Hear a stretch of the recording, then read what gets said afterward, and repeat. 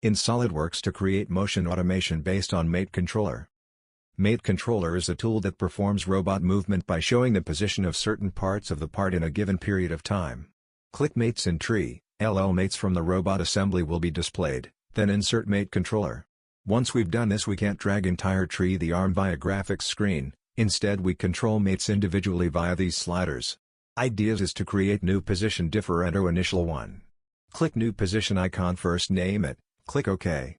What is set up for position 2 is the arm extended in preparation to pick up something.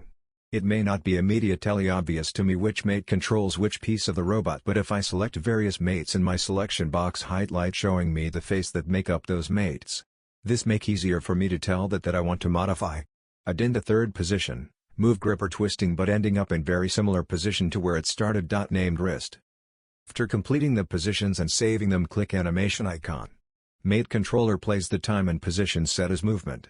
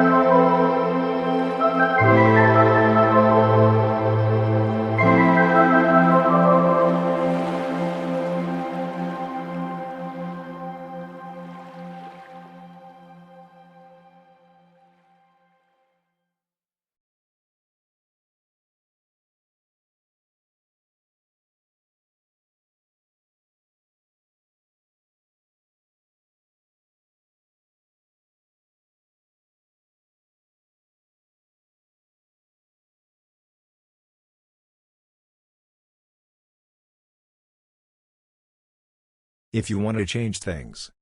Next I will present the motion study for this robotic arm. You can copy the positions set in the mate controller and replicate their copy by moving the cursor to the right at a desired time interval. For animation, simply click the play button and all the positions saved in the mate controller will be played. Thanks for watching.